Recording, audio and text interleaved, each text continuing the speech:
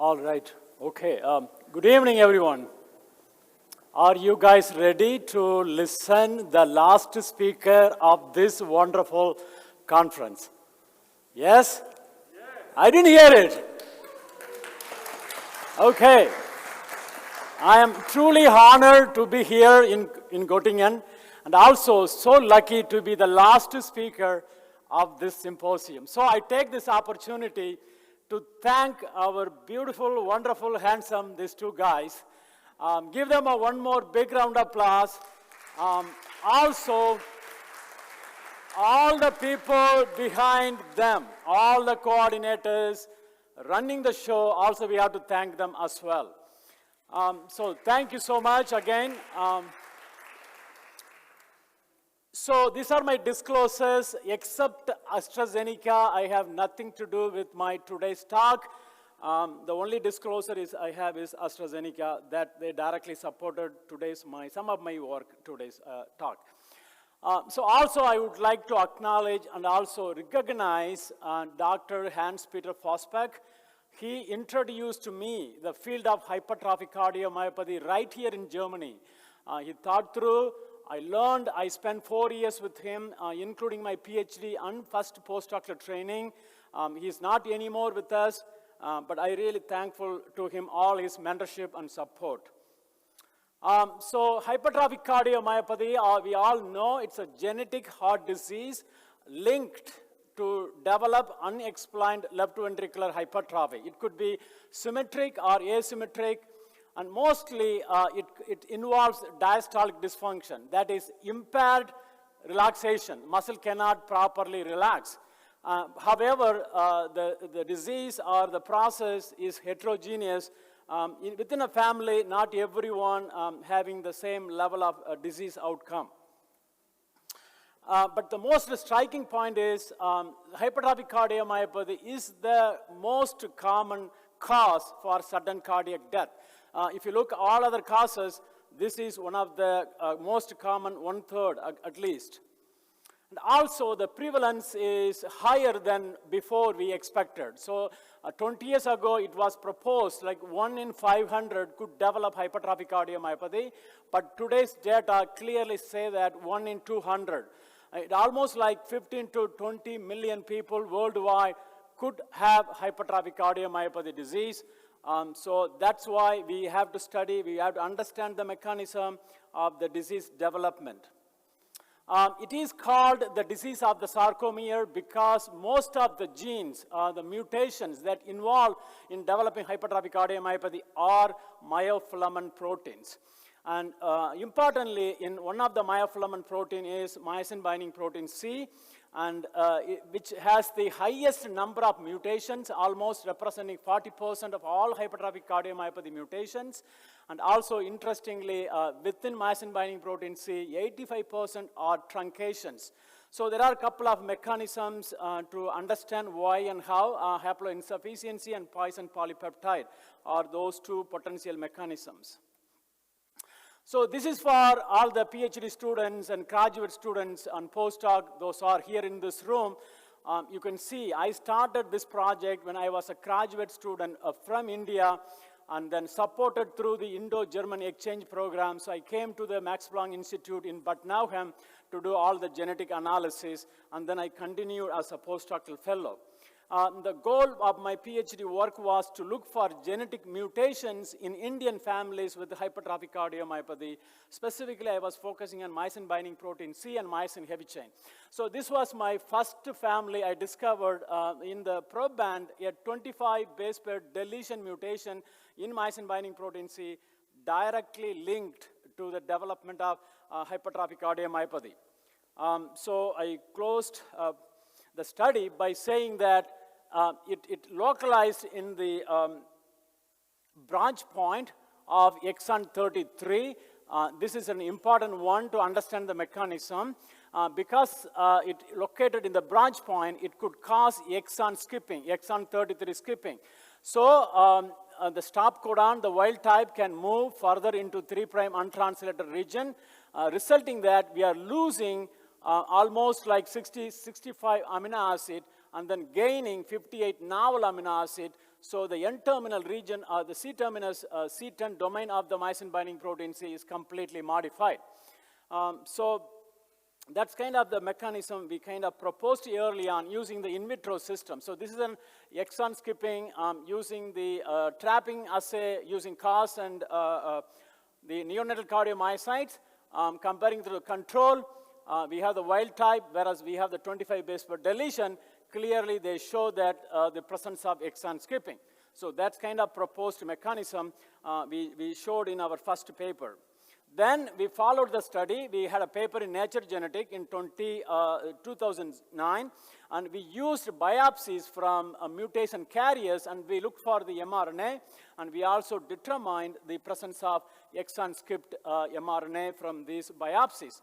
So this could be the potential mechanism that because of the exon skipping, it could lead to the poison polypeptide or the haploinsufficiency.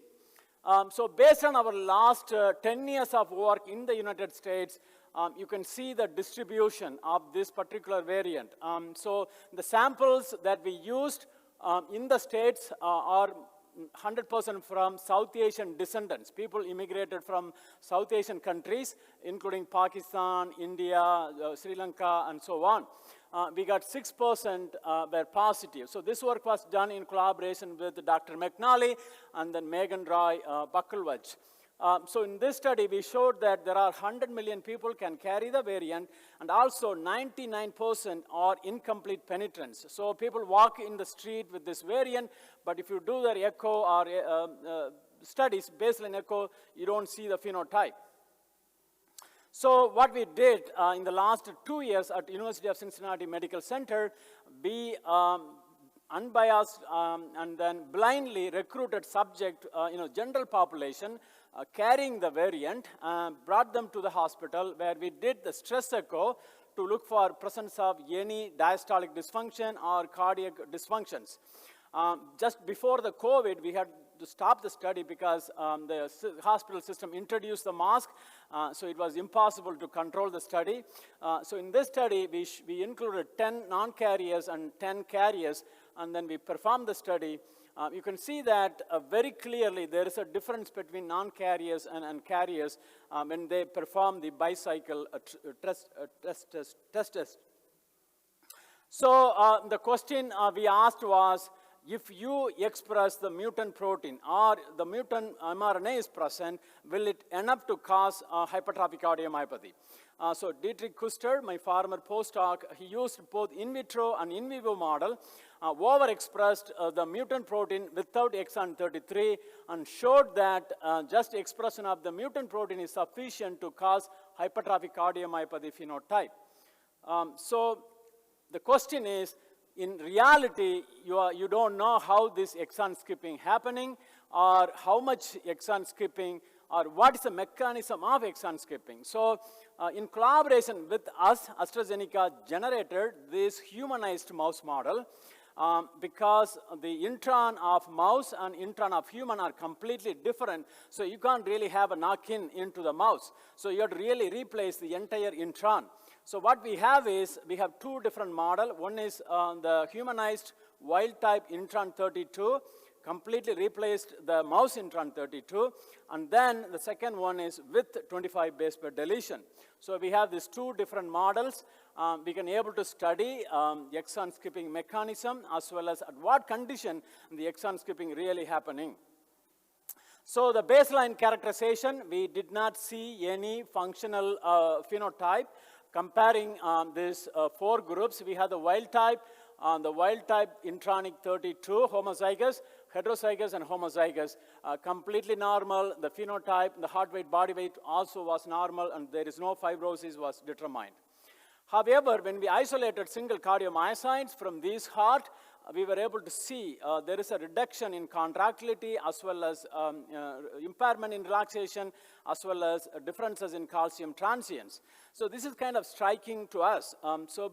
There is something is happening at the molecular or cellular level, but it's not enough to show at the whole organ level. So we looked for the total myosin binding protein C level, whether because we introduced the mutation, will that cause any differences in total protein, but we did not see any differences. So then we looked for the mRNA level, and surprisingly, we found that there is a level of exon-skipped mRNA present in the 25 base pair mouse lines. And when we sequenced, we found that the exon skipping was present. So the next one, we hypothesized that probably when we challenge these mice to pressure overload, we could able to see the differences compared to the wild type. So we performed the tag surgery on the wild type as well as the 25 base pair deletion. You can see that within 4 weeks after tag, there is a very clear difference between the wild type tag and they showed severe ejection fraction as well as fractional shortening reduction compared to the control. So that's kind of an expected one. We kind of hypothesized, yes, you have a baseline mRNA, mutant mRNA, now you are challenging the hearts to high pressure overload and you see this kind of imbalance. So we are right now to do all this mRNA, RNA sequencing, total proteomics from these animals and try to understand. But in the meantime, we are using the iPSC-derived cardiomyocytes. As we have so many subjects in the United States, we were able to generate iPSC lines. And one interesting experiment we performed was when we culture iPSC cardiomyocytes and challenge them to isoproteinol, we were able to see the exon skipping. This is from the heterozygous, this is from the homozygous, very nice and clean exon skipping happening. Again, the question is, what regulates this exon skipping and how, what are the conditions or what are the signalings that are involved? We don't know yet. So currently we are developing cardiac organoids. This is my graduate student. She was able to successfully generate these organoids. I'm going to give a full talk at the AHA scientific session this November. So not today, but I'm just showing you these organoid structures that we generated. So they are available now to fully characterize and study. So one of the ongoing project is that we identify antisense oligos. Antisense oligos are a small nucleotide against the mutant mRNAs, and we were able to file a provisional patent. And so the working hypothesis is if we can remove this mutant mRNA, we can improve the cardiac function both in iPSC cardiomyocytes as well as the humanized mouse model. And then we can, down the road, take it to the human clinical trials. So in the pilot study, we used the ASOs in the tag, followed by tag. We did the 4 injections, and then we performed echocardiogram. So you can see here we have 2 different functional measurements. This is before tag. This is 8 weeks post-tag. Compared to the control, again, we have small n value, but there is a clear difference when we treat the mice with the ASOs. So there is a beneficial effect for the ASOs against the exon skipping mRNAs. So again, these are ongoing project. We try to understand why and how. It's all like ongoing studies right now. So in summary, this 25 base pair deletion is a highly prevalent one. But under baseline condition, it's not enough to cause the disease. Probably, additional stress should be involved. Again, in humans, probably diabetic, hypertension, you can name. So we propose that exon skipping is the major mechanism and using antisense oligonucleotides as a therapeutic options. With that, I would like to acknowledge all my funding agencies as well as my lab. And also all my wonderful collaborators. So you can follow me, you can link me, you can tweet me. So I'm on all social media, all the places. With that, I'd like to thank all of you one more time and happy to answer any questions you guys have. Thanks for this fantastic talk and also energizing us in the final session.